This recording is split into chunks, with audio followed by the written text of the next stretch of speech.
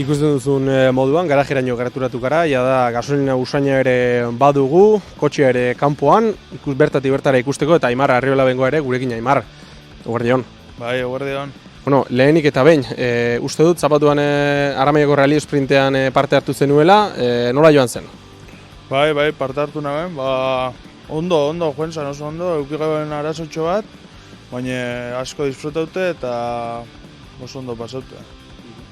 Gaurkoan baina ez gara etorri Rally Sprintari buruz berba egitera, bai alde batetik, baina beste batetik atzean dudan kotxe hau nola hasten da Rally Sprinterako kotxe bat prestatzen? Bueno, lehenengo prestakizunak izango zen, dana reglan eukitxie, izango zana zinturoiek, asientuek eta dana horre kaduka bitxen dira, danak eukibide reglan, estin zinue bai, barbuen dauela, berrubera honak eukitxie, hori diru asko kostetan dabe, baina jarten bozu hobeto. Eta hori da, ez? Eta gero kotxe ibiltxe, klaro. Ez padabil, ez da ezin daien, así que hori. Ez dakienarentzat, edo lehen da bizikoz parte hartu nahi duenarentzat horrelako lasterketa batean utxetik hasteko kotxe bat prestatzen, zer egin behar du? Nora jo behar du eta zer egin behar da? Gauza zaila, ez? Lehenengo kotxe bat erostiez, segurosun kotxe bat, ez?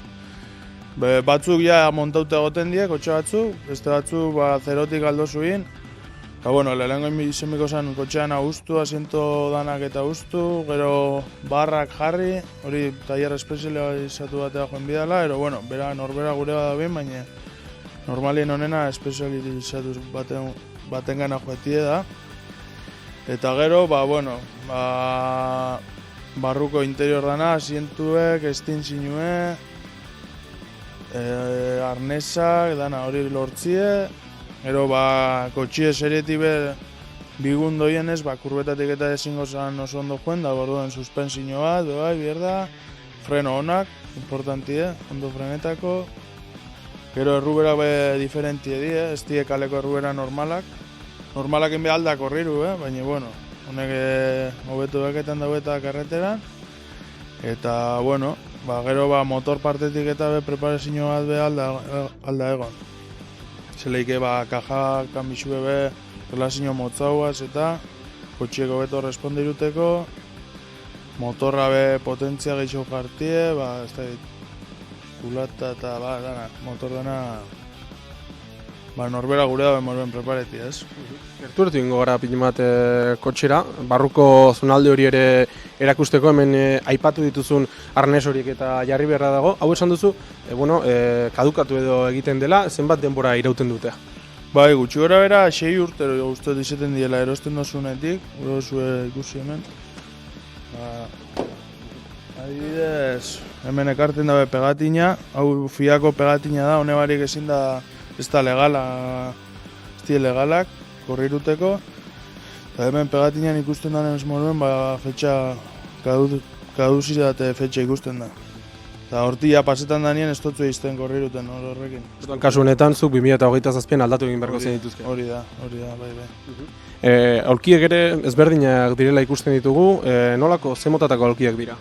Aulkia da bucket, diketa jakie bucket aulkiak, da hobeto eusteko kurbetan eta ondo lotuta joeteko eta ondo eusteko.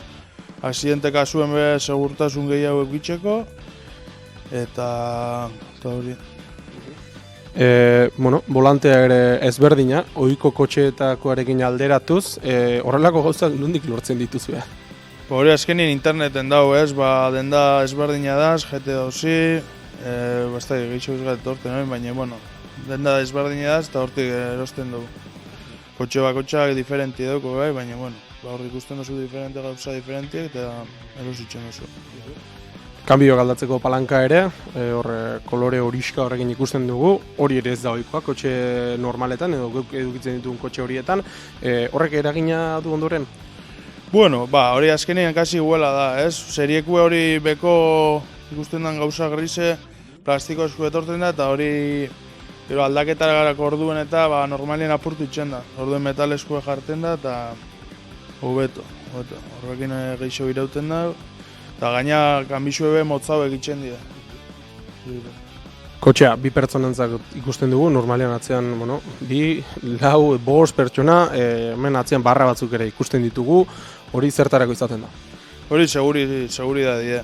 Hemen normalen ralixetan 2 pertsona joen biega, bat notak irakurten da bestie konduziruten, eta hau barko dana eta segurtasunerako izeten da. Segurtasunerako bai, hala eta guztiz, bueno, kolpeak ere izaten dituzue, batzuetan suteak ere bai, eta ikusten ari naiz hor, bueno, bonbonatxo bat edo zerbait dagoela, ezta? Bai, hori da estintzioe manuala, erunbiu 2, estintzioa manuala, eta gero hemen atzien daukoela automatikoa.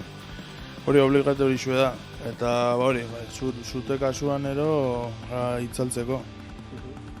Gurpilak aldatzeko eramaten dituzue? Bai, por si acaso repuestoko gurpila erbeten dugu, pintxaso bat ero ukitzen dugu, aldatu birra izaten da. Zenbat denbora behar izaten duzue, horrelako kotxe bat prestatzeko? Denporan, ez da, nik erosinoen, baina ez dakit, segun hori ekonomia arabera asko itxen da, bez? 2 urtero, ni ez da, 2 urtero egon nintzen, preparetan korriru baino lehena. Urte bete. Baina, bueno, hori.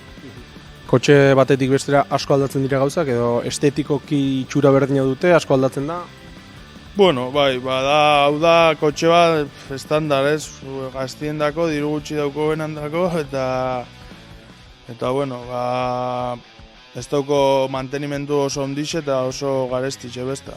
Aldauena itxen dugu, nibe mekanikoena ez da nik itxetza gauzanak, ez? Baina, bueno, taierre erunbi basauen hau kotxio bai, diru mordo itxibiko zegoen. Ondoren pegatina, bueno, pila bat ikusten ditugu, hori ez dakit ja estetika kontua den, norberaren gustura egiten dituzten horrelako gauzak? Bueno, estetika be asko itxen dago, ez, azkenien, baina adibidez, Erle Motors eta taierrak ekonomikoki lagundu itxen duzko apur bat, Sartei taberna be bai, azkenien ekonomikoki laguntza bat emoten duzku eta bueno, horrekin aldo itxen da. Aimar, prestatu kotxea, lasterketarako, eta Goiatz ikusi duzu, prestatu kotxea, eta orain, hurrengo minutuetan jakingo dugu, kotxea gidatzeko, ondo gidatzeko hobeto esan da, zer egin behar den.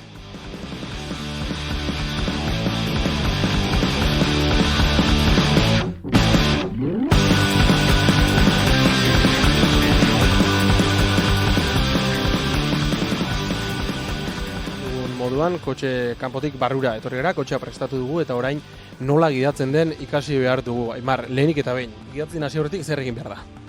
Kotxea arrankau, ez? Giltza emun da kotxea arrankau, eta gero azkenien kaleko kotxe baten antzerako da. Primera, segunda, tercera, cuarta, quinta bai, embrage, frenue, azelera hori eta hori. Hortik aurrera, azelera eta aurrera. Zertan desberdintzen da gidatzeko modua kotxe normal batetik rally sprinteko kotxe batera? Azkenien tensio askoz begeixo dokotzu kotxe barruen, kaskuaz, monuaz eta azkenien bebero geixo bai, eta kantza utxesa geixo gidatzen. Azkenien tensioaz, ailegeta zameta eta jota kantzauta azkenien. Ibilbide nolabait esateko laburrak izaten dira, baina azkar egin beharrekoak. Ibilbidea ezagutzeko ere, pentsatzen dut, entrenamendu batzuk ere egin beharko direla. Bai, ukitzen dugu egun batzuk notak hartzeko, kopilotuekin, eta azkenen notetan hartzen duena da kurba base aldetara gan, eta bere zailtasuna, ez? Oso itxixe bada, ero oso zabala, ez dala ikusten dela, hori hartzen dugu azkenen. Eta kostetan da, egun batero, justu arameixo motza da, baina beste rally batea ero soiez, eta egun oso egon biza aurreratatzea, notak hartzea. Kopilotuaren hitza aipatu duzu, zenbaterainoko garrantzia du gidatzerako garaian? Asko. Garrantzi oso ondia. Adibidez, hemen herrixen nik esoketan do tramu, ez? Baina tenga beste rally batera kanpora gana, eta horre kurbadanetan bere laguntza bier da. Bestela, oso txarto. Berak notak irakurtzen ditu, eta zuk horren arabera, modu batera edo bestera gidatzen duzu. Hori da, berak esaten duz, izquierda 3. Eta adibidez, joetenga eskerretarut, eta bere dificultadie, 3, nik buruen itxen dute zelako dificultadi dan, da holan sartzen akurban. Ez da, zaila da, zaila da rapeti eta konpenetrazio eukitxe kopilotuaz, baina, bueno, gero eta karrera gehiago egin, gero eta gehiago ikusten da. Pentsatzen dut kopilotoren lana garrantzitsua dela, baina norberak ere ondo gidatzen jakitea ere garrantzitsua izango dela, hau da. Urtebete kotxearekin daraman horrek, agian ez du rally baterako prestatzeko denbora gehiago beharko du, ez? Bai, eta azkenien jentie doiena 10 urteko horri duten azkenien ni petzetan dut nerbixo eta gutxi eukiko dauela. Ni gutxi noienez nerbixo behi gerten dira, ez, azkenien, da lehenengo tramotik azkenera ni behi gerten dut, lehenengo tramoen aztena jota nervioso, eta gero jotena lasaitzen, da askoz be gustora nirekin, da askoz be beto urteten dira denpora. Esan duzu, entrenamendu gisa, notak hartzeko hasti izaten duzuela, baina horretaz gain nola entrenatzen da, rally sprinteko kotxe bat gidatzeko? Ez da, entrenamentu holan ez da biak, ez? Azkenien bilurbarik joetik kurbeta, bilurbarik errespetuekin baina bilurbarik. Eta, entrenamentu holako indartxurik ez da, profesionalak kriston fizikoki eta kriston entrenamentuek eukitzen da baina gu zelan ez garen profesionalak, aldoen aitzen da. Zeure kasuan adidez, nola hasi zinen gidatzen? Lehen aldi hori nolakoa izan zen? Lehenengo aldixe,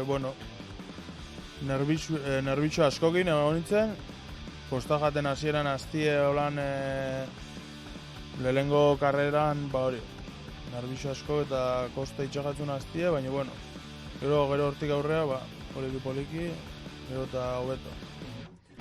Kopilotua izaten duzu alboan, ez dakit, motorren kasuan batzutan ikusten da mapa bat modukoa eramaten dutela, hori rally sprintean tokatzen da edo ez? Ez da holan mapa moduko bat da, letrak idatziztxe, numeruekin batera, eta kuaderno baten horri ezberdinak, eta holan esaten da. Aimar Arriola bengoa, eskerrik asko emandako gomendio guztiengatik eta goiatz ez dakit, neok ikusi dut, nola prestatzen den kotxe bat, nola gidatzen den eta Aimarrek guztien baldin bade eta gian bere kotxe hartu eta hurrengo Aramaioko rally sprintean ere parte hartuko dut. Bale, gure oso morue.